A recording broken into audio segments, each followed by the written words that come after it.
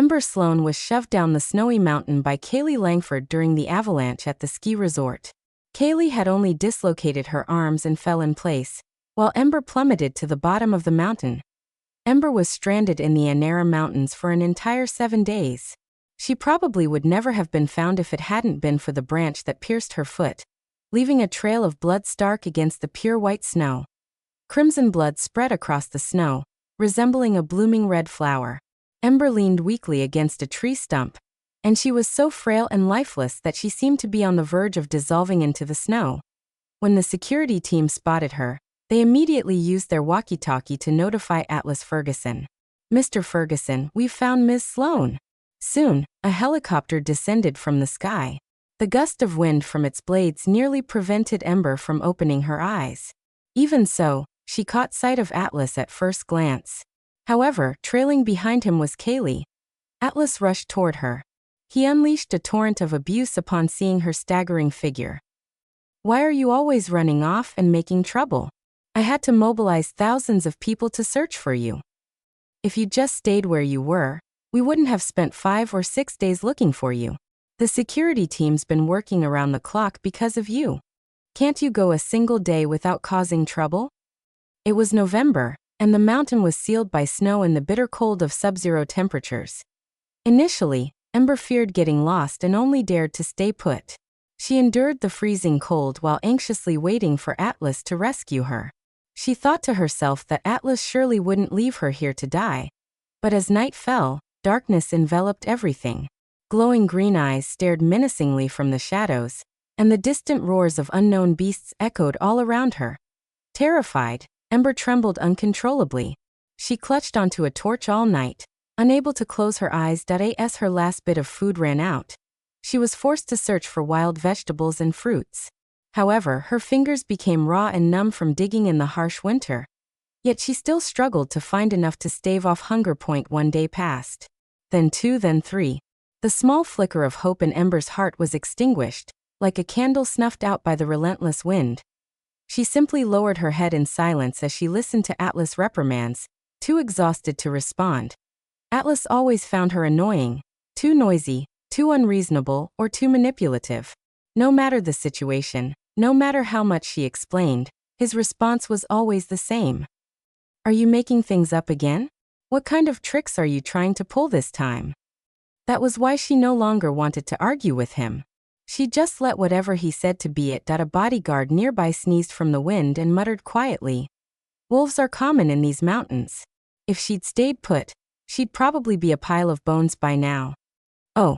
Kaylee covered her mouth in feigned surprise. "Ember, is this your friend?"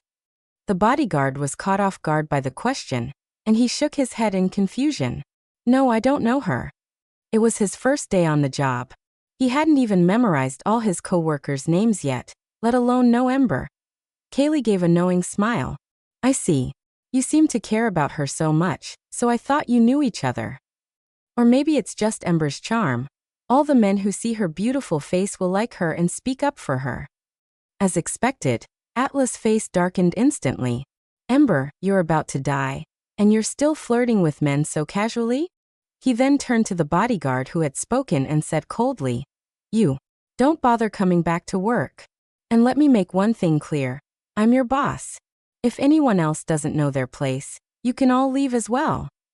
Upon hearing this, everyone stepped back cautiously as they were terrified of losing their jobs. Kaylee was the first to approach Ember. "Ember, are you okay?" She even reached out as if she wanted to help her up. "Atlas, Ember didn't intentionally dislocate my arms. She's just been spoiled and headstrong since she was little. Maybe she didn't like me and acted out. That's all." "Atlas, don't be mad at Ember anymore. My arms have been healing for days, and Ember's been stuck on the snowy mountain all this time. She must be homesick. Let's just leave." Atlas' voice turned icy. "You should be grateful that Kaylee's arms are fine. Otherwise, the only way you could atone would be to die on this mountain. The wedding that's a week from now is cancelled. It'll happen when you realize your mistakes." Atlas' expression grew even more severe. "God, everyone knows this natural ski slope is dangerous and unprotected. How could you be wandering around just for a good photo? That's on you. Ember, I would have ended our engagement long ago if it weren't for the debt I owe your parents. 3 years ago, Ember's parents died in a car accident while saving Atlas' parents. Her relatives quickly divided up the Sloan family's assets, leaving nothing behind for her. Atlas' grandfather, George Ferguson, took pity on Ember and brought her into the Ferguson family. He wanted to ensure she wouldn't end up on the streets. George then arranged a marriage between Ember and Atlas as he was afraid she might be mistreated, intending for her to become his granddaughter-in-law. Thus the two naturally became a couple. Atlas, however, was extraordinarily popular. Everyone in the capital knew about the dashing eldest grandson of the Ferguson family, whose charm and good looks drew admirers from one end of the city to the other. Ember seemed insignificant in comparison. Desperate to hold on to him, Ember resorted to every tactic imaginable. Crying, throwing tantrums, and making dramatic threats became a routine for her. Any girl who got close to Atlas was driven away by Ember's schemes. Everyone said Ember was a possessive girlfriend and a master of jealousy. She often posted pictures of herself and Atlas on social media to assert her claims, flaunting their relationship for all to see. But now, Ember simply lowered her head and replied softly as Atlas berated her, "I understand." Atlas was taken aback by this. Ember would have burst into tears in the past. She'd thrown a tantrum and insisted that it wasn't fair. She would have clung to him while pouting and acting cute, just as she had countless times before. Now, she finally behaved as he always wished, submissive and quiet. Yet something about it felt deeply unsettling. "Ember, think this through. If you can admit your mistakes and beg me." "I've thought it through," Ember interrupted with a faint smile. She knew the bride of this wedding would likely never be her. In 6 days. She planned to forget everything about Atlas.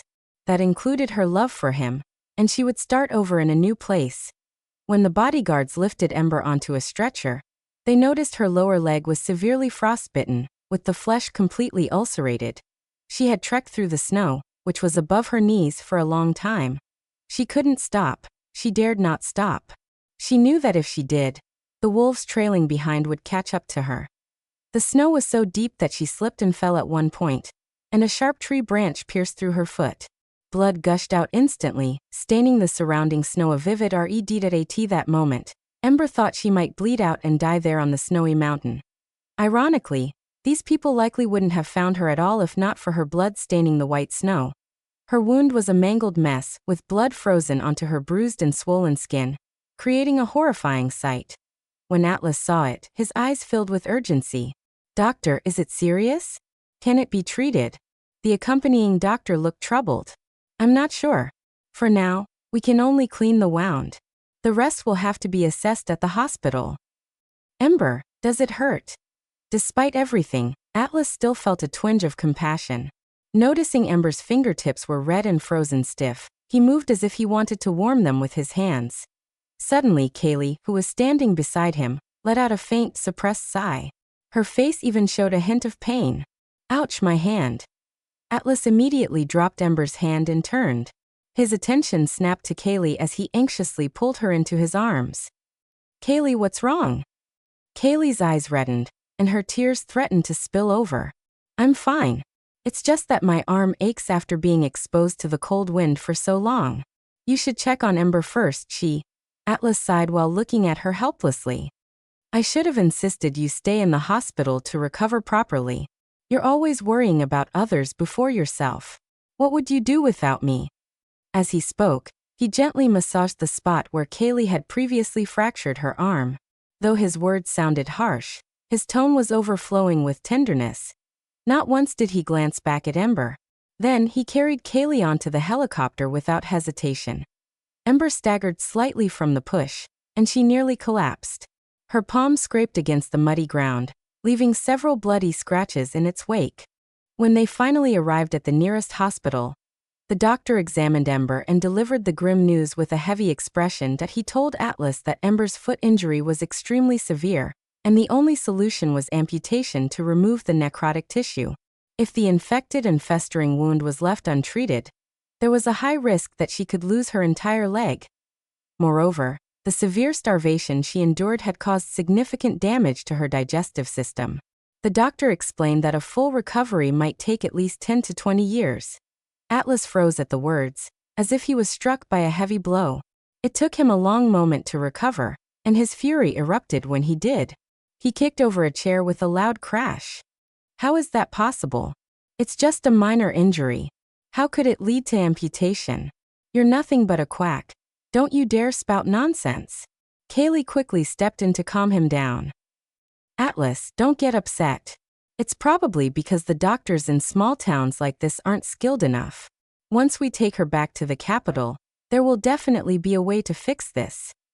My brother is a top-tier surgical specialist. Let him take a look first, okay? If that doesn't work, we can even find international experts. Though he was still tense, Atlas began to rein in his anger. Nonetheless, traces of agitation remained in his eyes. Right. You're right.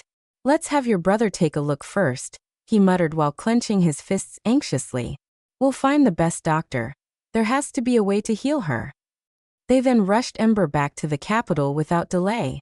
The doctor who examined Ember there was Spencer Langford, Kaylee's brother and the best trauma specialist at the city hospital. After reviewing Ember's injuries, Spencer spoke to Atlas with an air of nonchalance. It's nothing serious. Ember's injury is just a superficial wound.